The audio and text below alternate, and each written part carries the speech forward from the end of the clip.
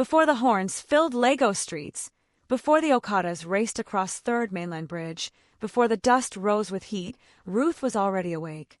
Barefoot in her one-room apartment in Suralire, she pressed her hand against the cracked wall, feeling dampness seep through. A pot sat empty on the stove. Her younger brother shifted in sleep, murmuring from hunger. Ruth whispered to herself, "One day this will change." She had learned to live inside silence, the silence of unpaid rent, the silence of neighbors avoiding eye contact when she borrowed salt. But inside that silence, her heart still carried defiance. On her way to the hospital where she worked as a cleaner, she passed glossy cars and gated homes. Men in suits, women in heels.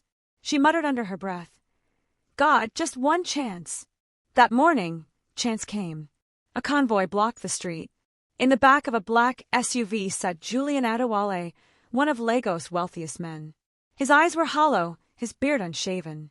His only son, Michael, had been in a coma for months after a crash. People around bowed their heads, whispered prayers for the billionaire's grief. But Ruth? She stepped forward. Her voice trembled but cut through the air.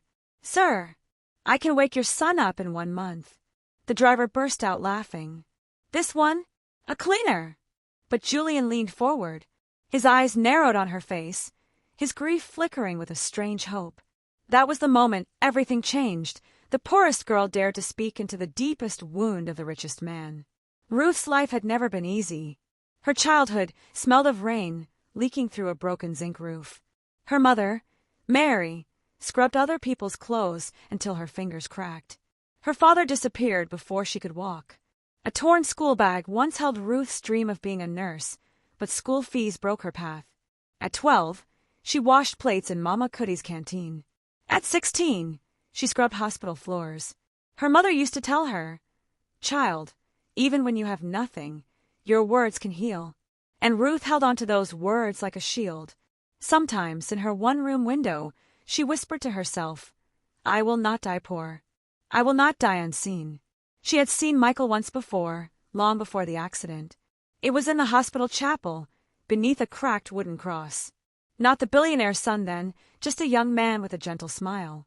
She saw him laugh with an old patient, hold a child's hand, and play guitar softly when nurses weren't looking. She never spoke to him. She was invisible to him. But when she later heard he had fallen into a coma, something in her heart refused to stay silent. How could a boy with such kindness remain locked away in darkness? So when fate gave her that one chance, she seized it. Julian, desperate, allowed her into Michael's room. Not as a nurse, not as a doctor, but as the poor girl with strange confidence. She began spending her evenings there. She read to him stories of Lego streets. She pressed bread into his palm, so his skin remembered touch. She hummed the songs his guitar once played. She whispered, "Michael, if you can hear me, come back. The world needs your voice." At first, the nurses mocked her. "Cleaner turned miracle worker," they sneered. But Julian watched from the doorway, saying nothing. One evening, her neighbor Mama Grace warned her, "Child, be careful. Gold that shines too bright can burn your hand. Men like Julian will use you, then forget you." Ruth's reply was steady. "If his son wakes, I'll carry the burn." On the 29th day, it happened. Michael's fingers twitched. His eyelids fluttered. Ruth screamed for the nurses. Machines beeped wildly. Julian rushed in, collapsing to his knees, tears falling as he clutched his son's hand. For the first time in months, hope returned to that room. But the very next morning, betrayal. Newspapers screamed. Billionaire son awakens, private doctor credited for breakthrough. Ruth's name, erased. Her effort, buried. Guards blocked her from entering the ward she had fought in for weeks. When she begged Julian for a word, his secretary's voice was like ice. "Mr. Adewale thanks you for your cleaning service. But this is family business now." Her world shattered. Her legs trembled. Lagos traffic roared outside, drowning her cries as she walked away invisible once again. Days passed. Hunger gnawed, but grief burned harder.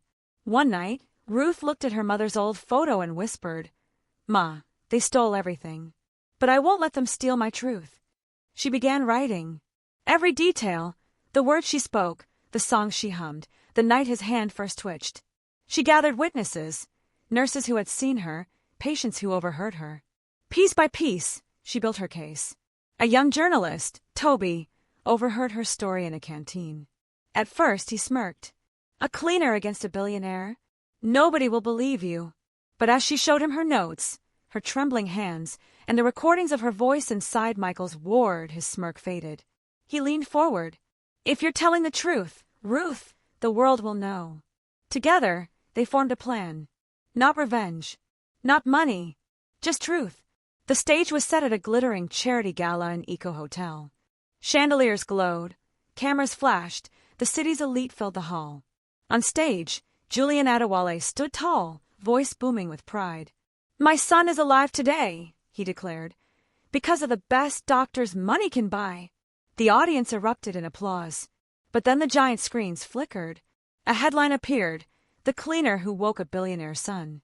Photos, testimonies, even a faint audio clip of Michael whispering Ruth's name during recovery flashed across the room. Gasps spread like fire. Cameras swung toward a simple girl in an old dress, Ruth, standing at the edge of the hall. Julian's face drained of color. The crowd's applause died. And then, from his wheelchair, Michael lifted a trembling hand. His voice cracked, but it carried. Father, it was her. The hall exploded. Whispers turned to cheers. Some wept. Julian lowered his head. For the first time, his billions couldn't erase the truth. Julian's empire didn't fall, but his pride did. His name carried shame. He avoided cameras, his shoulders heavy with guilt. Ruth, meanwhile, didn't become rich, but she became something greater, a symbol of courage. People whispered about her on buses, in markets, in churches. The cleaner who woke a billionaire's son. Toby stayed by her side, steady and loyal. Where others saw a poor cleaner, he saw a woman carved from fire. In the hospital garden weeks later, Michael thanked her. You gave me back my breath, he whispered. Ruth only smiled. I didn't do it alone. God gave you back. I only knocked on the door. She stepped back. Not every love story ends in romance. Some end in dignity. One Sunday morning, Ruth walked with Toby to her mother's grave in Ikoyi Cemetery. She laid down a small loaf of bread, a symbol of every night hunger had haunted them, and every morning they survived it. She whispered to the grave, Ma, I didn't bring gold or house keys. I brought truth. I woke a boy the world thought was gone. And I woke myself too. The sun broke through the Lagos haze. For the first time in years, Ruth's heart felt light. She had nothing in her hands, but peace in her chest. And in that quiet, her story no longer belonged to poverty or pain. It belonged to victory. The kind of victory no billionaire could buy and no lie could erase.